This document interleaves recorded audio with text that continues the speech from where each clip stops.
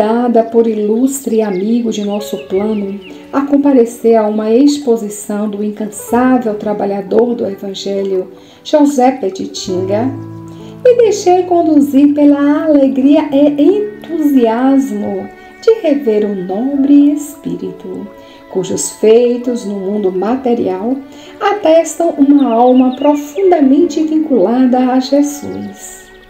Domiciliado no mais além desde o final dos anos 30 do século passado, prossegue em labores intensos junto ao movimento que atualmente representa os ideais do Consolador prometido. Onde chega e fala, as plateias o ouvem com acendrada atenção, e os neófitos se deixam incendiar de júbilo pelas lides evangélicas, ora no mundo sofrendo rude combate das sombras compactas. Foi um desses auditórios da velha União Espírita Baiana, localizado sob os céus da capital baiana, que eu o reencontrei, e num abraço apertado me senti uma colegial outra vez, revendo o mestre inesquecível. Abordava de coração alçado aos lábios a necessidade de maior empenho da comunidade espiritista na realização dos ideais propostos por Jesus, abrandando o coração a fim de que a obra do ilustre codificador Allan Kardec não se perdesse nas interpretações puramente verbalistas. Anotando alguns trechos do inovidável discurso, obtive de seu coração magnânimo permissão de os transcrever aos amigos ainda no corpo, visando o despertamento para as realidades da nova era em plena ebulição na face do planeta em transição. O celeste amigo não nos deixou tão somente uma história de vida iniciada nas palhas de Belém e aparentemente encerrada no Calvário doloroso. Lançou para os tempos sem fim um cenário de lutas demoradas entre as sombras teimosas e a luz paciente.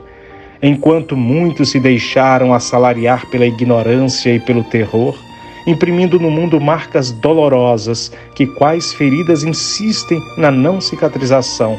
Os seus escassos servidores e discípulos em todas as épocas desceram aos cenários do mundo para a propagação da verdade, iluminando consciências, muitas vezes sob holocaustos que se fizeram célebres. Não olvidemos que o divino amigo nunca sugeriu sacrifícios, mas sim pediu misericórdia. Somente a educação poderá esclarecer a tirania. A verdade esbaterá a mendacidade. O egoísmo será diluído na legítima fraternidade. O isolamento cederá campo ao congraçamento, onde interesses individuais se agregam em valores coletivos. O mestre permanece, das regiões felizes, vigilante quanto ao orbe que lhe foi confiado pelo Pai, e em todos os tempos seus prepostos e missionários desceram ao veículo orgânico para as tarefas de exemplificação da verdade junto às massas aturdidas. Certamente que perguntarei se retornaremos àqueles dias do Evangelho nascente, onde a divina palavra percorreu a árida Judéia, espalhando esperança e reunindo as ovelhas perdidas da casa de Israel. Afirmaremos que não. São tempos inolvidáveis, onde a renúncia desafiava o excesso. César tentava esmagar a luz nascente da estribaria, e os mártires e vultos inquebrantáveis desceram ao circo, ébrios de júbilo por servirem à causa da redenção humana, ainda não devidamente compreendida no mundo. Nos tempos presentes, as lutas prosseguem intensas, onde o materialismo parece triunfar na ribalta enganosa das aparências que vencem no mundo, mas se esfumam na intimidade profunda. A embriaguez dos sentidos, o fanatismo de Grey, a intolerância selvagem e a goela insaciável da guerra parecem sepultar a mensagem esquecida, mas dos túmulos ressurgem as vozes caladas pela morte, reanimando os caídos e restabelecendo o primado do espírito. Se tendes o interesse legítimo de envergar outra vez a indumentária de ossos para o sublime desiderato da entrega ao pegoreiro excelso, ouvideis vossos interesses pessoais, situando a comunidade como base e plataforma de vossos tentames. Toda expressão individual, quando não direcionada para o bem comum, ainda se resume como simples emanação do ego, ambicionando projeção perturbadora.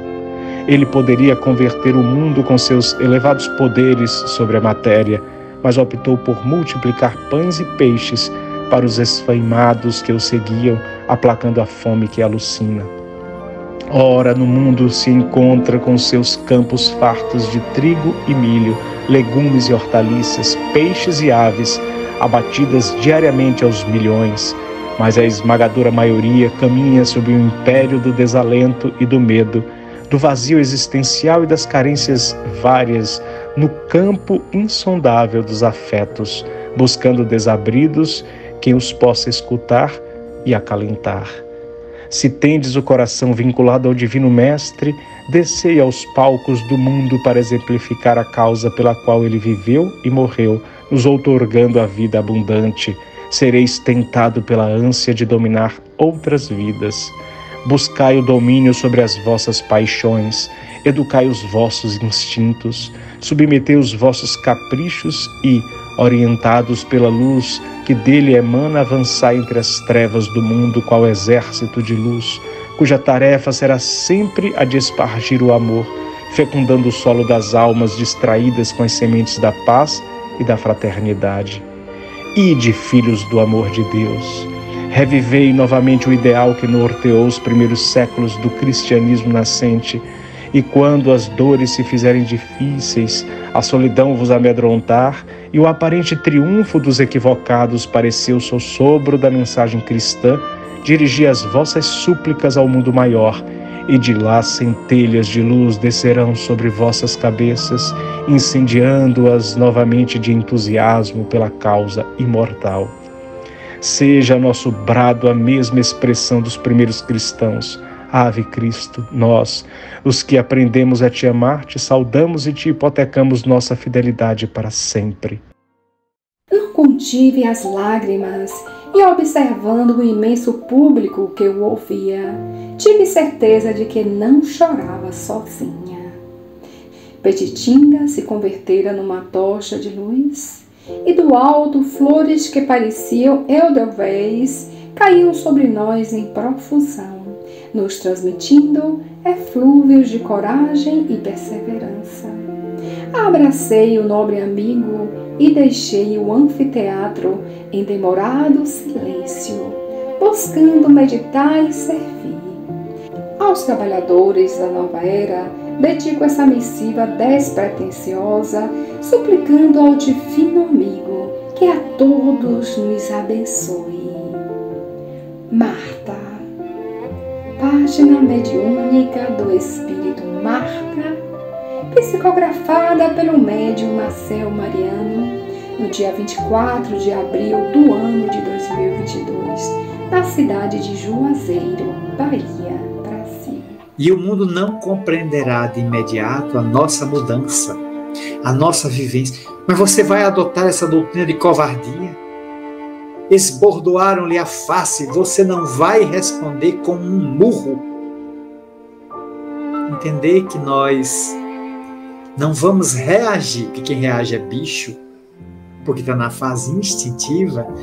Nós vamos dizer à pessoa, pelo ato de não reação, que o cristão não reage. O cristão age. E como age? Olhando para o outro e compreendendo que o outro está doente. O outro enfermou. O outro enlouqueceu. Deixou-se avassalar pelo fanatismo, pela intolerância.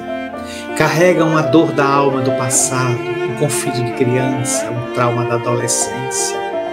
É o menino ultrajado, é o adolescente frustrado, é o moço desolado, ou é o velho rabugento? Exibindo agora na atitude agressiva aquilo que ele vai na alma como se fosse uma brasa lhe requeimando as carnes íntimas. E a gente não vai fazer nada de mal contra ele, porque ele já se fez muito mal. Não precisa do nosso mal.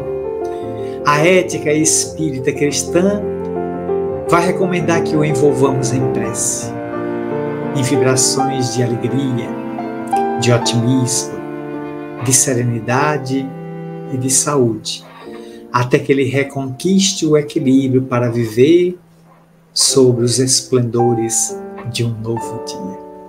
Quando ele entender, nós já estaremos longe, em outra estrada.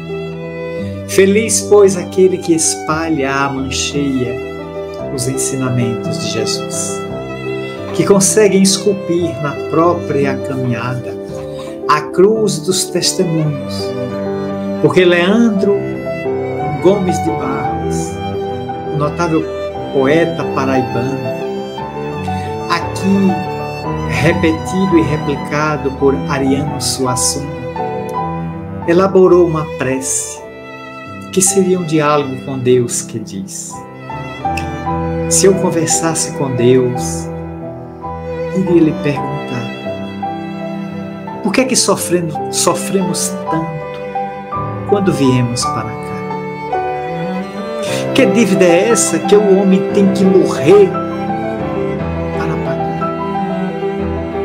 Perguntaria também como ele é feito, que não dorme, não come e assim vive satisfeito. Por que é que ele não fez a gente do mesmo jeito? Senhor, por que existem uns felizes e outros que sofrem tanto? Nascidos no mesmo quarto, criados no mesmo canto. Quem foi, Senhor, temperar o choro e acabou salgando o pranto? Com votos de paz, até o nosso próximo reencontro.